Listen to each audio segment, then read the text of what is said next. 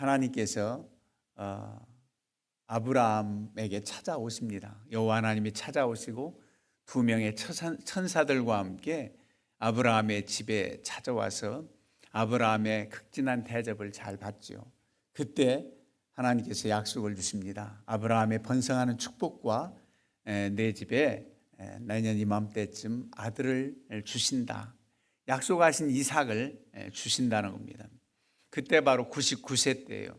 그래서 아브라함 가정에 이와 같은 복을 주시마 약속한 것으로 그치지 않고 소돔성, 고모라성을 멸망시킨다는 겁니다. 근데 소돔성에 바로 조카 롯이 살고 있잖아요. 그리고 아브라함은 긍휼한 마음이 있어요. 그 백성들이 타락하고 패역해서 하나님을 대적하는 그런 백성들이지만 회개할 수 있기를 바라는 마음이 간절했을 겁니다. 그래서 아브라함이 여호와께 간청합니다. 하나님, 그 백성의 의로운 사람 50명이 있어도 멸망시킬 겁니까? 그랬더니 하나님께서는 의로운 사람 50명만 있다면 그 전체 백성을 다 살려주겠다는 겁니다. 의인 50이 있다면.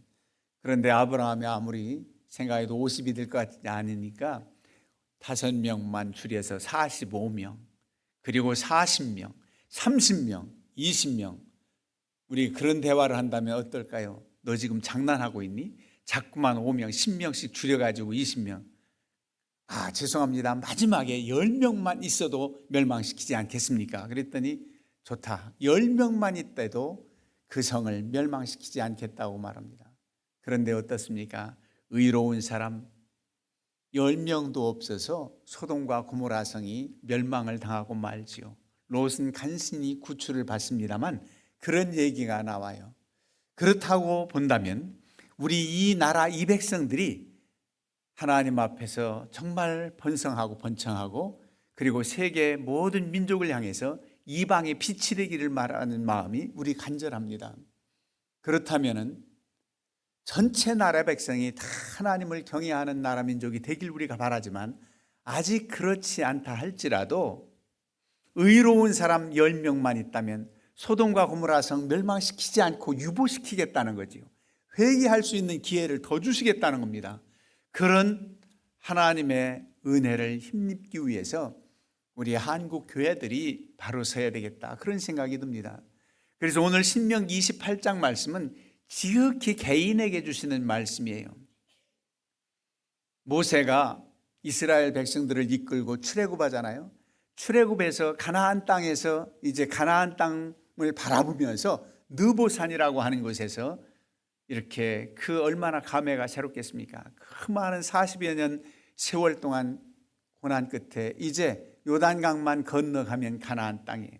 그 즈음에 하나님은 모세를 부르시고 가나안 땅, 그리웠던 그 땅, 약속의 땅을 밟아보지 못하고 여호수아에게 이제 인계하지요.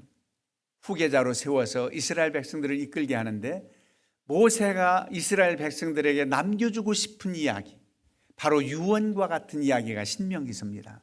그래서 모세의 유언의 말씀 그래요. 그것도 물론 성령의 감동, 하나님의 감동으로 기록한 책이기에 하나님 말씀이지만 이 모세의 간절한 마지막 부탁과 같은 유언의 말씀이란 말이에요. 그러면서 이스라엘 백성들에게 말합니다. 지극히 넓은 범위로 말하진 않아요. 내가 말이지요. 오늘 본 말씀에 내가 내 하나님 여호와의 말씀을 삼가 듣고 내가 오늘 내게 명령한 그의 모든 명령을 지켜 행하면 내 하나님 여호와께서 너를 세계 모든 민족 위에 뛰어나게 하실 것이요. 지극히 개인적인 얘기지요. 내가. 그렇지만 너 하나다 하면 우리 가정의 공동체가 되고 나라 백성들이 되는 거지요. 그래서 내가 하나님 앞에서 하나님을 경외하고 말씀을 청중해서 그 말씀대로 살면 너를 세계 모든 민족 위에 뛰어나게 한다는 겁니다. 내 나라 안에서 뛰어나게 하실 것이다를 더 뛰어넘어서 세계 모든 민족 위에 뛰어나게 할 거라는 겁니다. 내가 그렇게 나를 잘 섬긴다면, 내 말을 청종한다면 그렇게 해주겠다는 겁니다.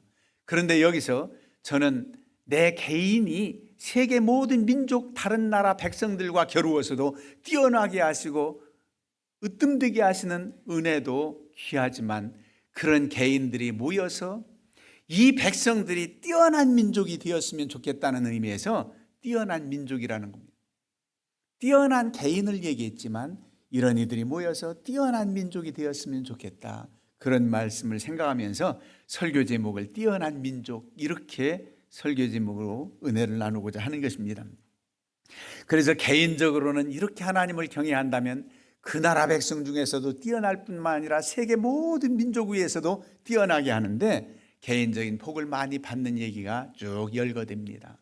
들에서도 복을 받고 집에서도 복을 받고 들어가도 복을 받고 나가도 복을 받는 이러한 복이 확산돼서 이 나라 이 백성들이 이런 큰 복을 받고 더 크게 이방 열방을 향해서 빛을 발할 수 있는 그런 나라 백성이 됐으면 좋겠다는 뜻입니다.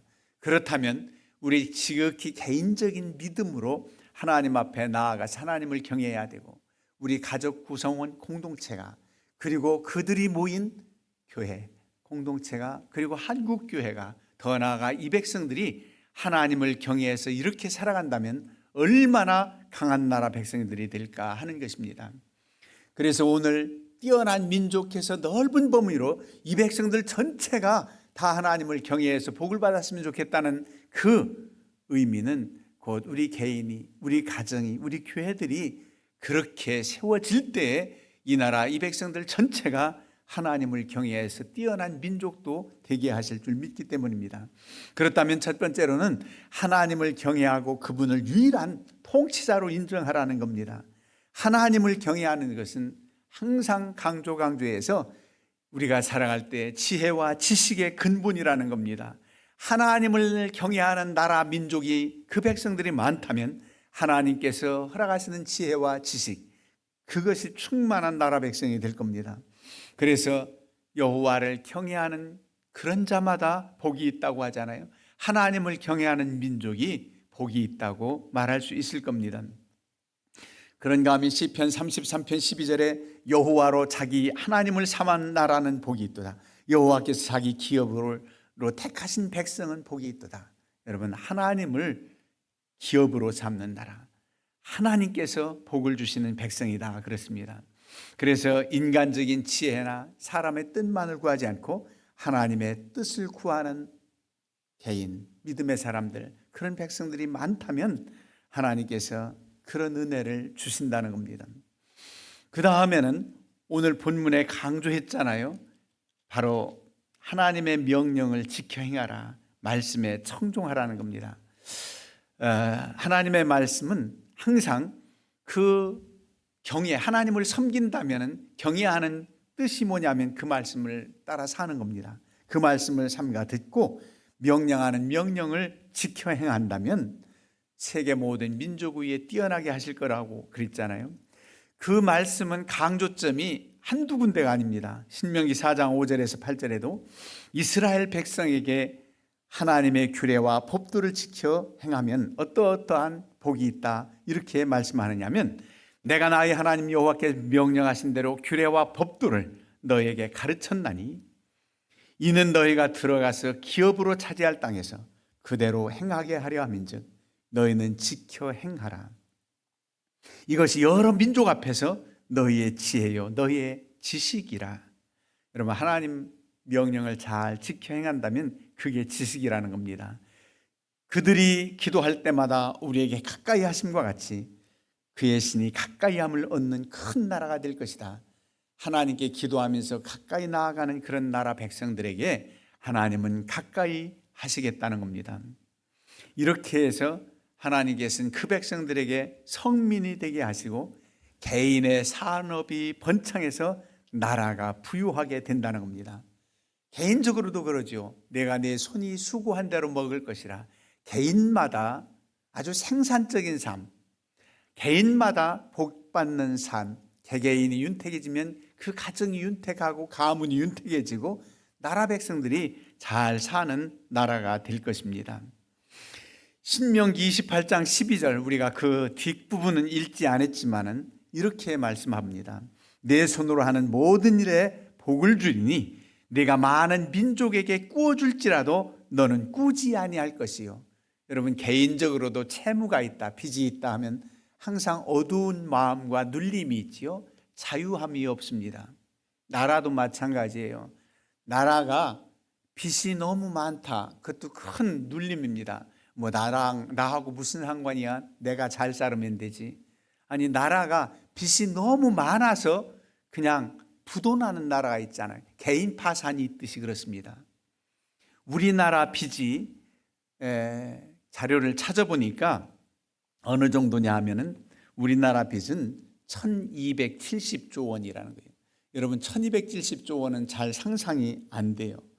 그런데 빠른 속도로 증가하는 것은 사실입니다. 그런데도 선진국들은 그러면 어떤가? 선진국들도 물론 빚이 많이 있습니다. 미국 같은 나라도 빚이 있나?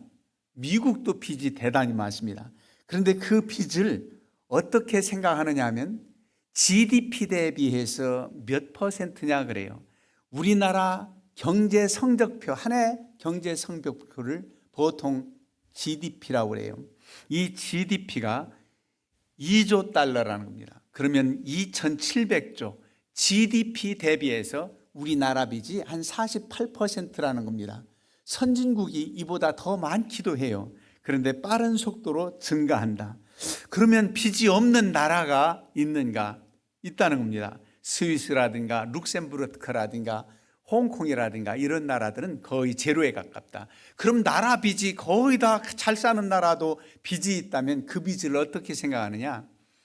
자국민에게서 얻은 국채를 발행해서 한 것들, 아니면 또 국내 은행들, 나라가 빌릴 수 있잖아요.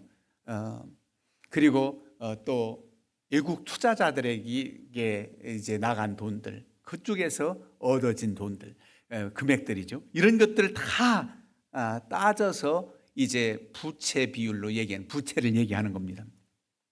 이런 부채가 우리는 조금이라도 이제는 더 줄어들고 오히려 구워주는 나라가 된다 그랬잖아요. 구워주는 나라. 분명 구워주는 나라가 있다라고 한다면 우리는 그렇게 원합니다. 이런 약속을 주신 이스라엘 백성들이 오늘날 전쟁을 치르느라고 GDP 대비 국가 채무가 한 70% 우리보다 더 빚이 많다고 나오기도 했습니다. 이렇게 된다면 우리가 하나님을 경외하면서 구워줄진저언정 꾸이지 않는다고 하는 그런 나라, 그래서 더 많은 원조와 더 많은 귀한 일들을 할 수 있다면 하는 소망이 우리에게 있지 않습니까? 그래서 하나님의 말씀, 법도를 따라 살아가는 그러한 나라 백성이 하나님의 복이 있다는 겁니다. 그리고 정의와 공의를 행하라는 겁니다. 하나님께서는 의로우신 하나님이에요. 사랑의 하나님이시고 의로우신 하나님이시란 말이에요. 그래서 하나님은 정의를 사랑한, 공의가 강물같이 흐르는 그런 삶을 살라고 말씀하고 있어요. 신명기 4장 8절에 오늘 내가 너희에게 선포하는 이 율법과 같이 그 규례와 법도가 공의로운 큰 나라가 어디 있느냐? 공의로운 큰 나라가 어디 있느냐? 너희가 그렇게 되기를 바란다. 여러분, 정의와 공의는 사회 전반에 나타나야 됩니다. 그래서 어려서부터 의롭고 정직하고 그리고 사랑의 교육이 철저히 이렇게 가르쳐 주어야 되지요. 그래서 사회 전반에 이런 이들이 많이 모여져서 정의와 공의가 있는 나라가 될 수 있습니다. 이러한 원칙들이 바로 세워질 때 아주 견고한 공동체가 되고 그 나라의 안전과 발전이 약속되어지는 겁니다. 계속 어려운 나라, 후진국일수록 부정부패, 비리, 뇌물 이런 것들이 더 많아요. 우리도 많이 좋아졌잖아요. 지금도 어떤 나라는 어떤 허가받기 위해서 공직자들에게 휴대폰 선물을 한다든지 뭐 한다든지 이런 일들이 있다는 거예요. 우리도 예전에는 제가 들은 얘기입니다만 어떤 허가받기 위해서 공직자들을 끼지 않고 할 수 없다 그래서 골프를 하고, 공직자들이 그렇게 골프, 그래서 일부러 져주기도 하고 로비가 있다는 겁니다. 우리는 그런 거 이제 많이 없어질 줄 믿는데 이렇게 불의함과 이렇게 의롭지 못하면은 나라가 부패해서 소망이 없는 거예요. 점점 더 의로워야 돼요. 개인의 삶이 그렇고 공동체의 삶이 그렇고 우리 성도들의 삶은 누가 뭐라고 해도 저 사람은 참 그래도 진실한 사람이다, 깨끗한 사람이다, 의로운 사람이다, 이런 일컬음을 받을 수 있어야 됩니다. 이런 이들이 많은 교회, 이런 교회가 많은 한국 교회, 이런 이들이 여러분 소돔과 고모라상 멸망시키지 않을 수 있었던 비결, 의인 10사람만 있다면 와닿지 않습니까? 그렇게 우리가 소망하면서 점점 더 하나님의 공의, 하나님의 사랑을 더 나타내는 그런 나라 백성들이 많아지길 우리는 바라는 겁니다. 다른 사람들 기대하기보다는 하나님께서 먼저 믿는 자들, 하나님의 사람들에게 말씀을 선포하는 거예요. 이렇게 너희가 살라는 겁니다.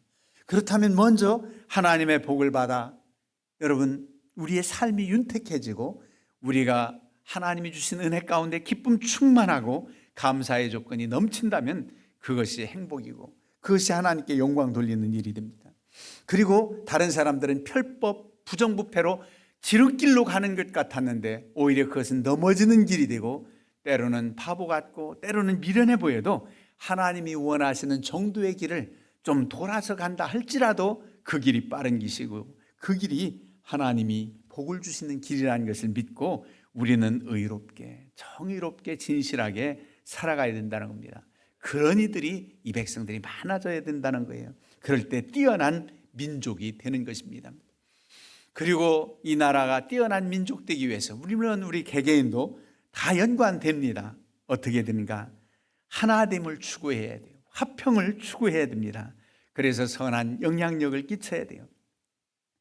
마가복음 3장 25절에도 서로 분열하고 서로 하나 되지 못하면 망할 수밖에 없다고 주님은 가르쳐 주시지요. 내부의 연합, 우리 가정도 마찬가지잖아요. 화평의 비결은 하나됨입니다. 하나됨이 얼마나 귀한지 에베소서 4장 3절에도 성령이 하나 되게 하신 것을 힘써 지키라. 우리 스스로는 하나 되기 힘들어요. 왜? 식구들 지간에도 서로 의견 차가 있고 그래서 성령이 역사하시면 마음이 금갈 수 있어요. 나를 이렇게 몰라주나? 왜 이렇게 내 의사는 반영되지 않나? 왜 이렇게 남편은 자기 주장만 해서 나가나? 왜 이렇게 아내는 고집이 센가? 그러면서 하나 되지 못하면 가정이 화평하지 못하고 더 나아가 행복하지 못하다는 겁니다.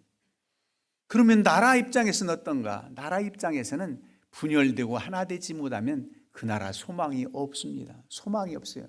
정말 우리가 이 정치적으로 분열된 이 모습을 빨리 회복되고 하나 되지 못하면 소망이 없단 말이에요. 누군가 옛날에 글이 있었습니다. 이런 모습으로 통일된다면 이 나라가 통일돼서 잘 살 수 있을까? 저 함경도에 덩거당이 전깃불이 번떡번떡하는 그런 말하는 사람들하고 하나 될 수 있을까? 그런 얘기 있었어요. 옛날에도. 이것은 너무 권력 잡기 위한 정치인들이 이렇게 분열시킨 그런 면도 많다고 해요. 지역 감정 생기게 한 것도 정치인들이 표받기 위해서 그런 일들이 많다 그랬습니다. 그러면서 점점 더 분열이 된 이 모습이 우리는 무엇으로서 극복할 수 있는가? 성령이 하나 되게 할 수 있습니다. 우리는 믿음으로 하나 될 수 있습니다. 여러분, 그래서 개인적인 성향으로 정치 성향이 있고 나는 진보다 보수다 있지만은 주 안에서 교회에서는 그렇게 하지 않습니다.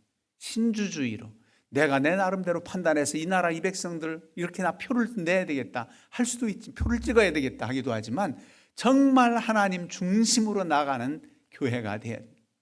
그래서 이런 이들이 하나됨을 위해서 기도하고 또 소망이 있는 나라로 세워져야 되죠.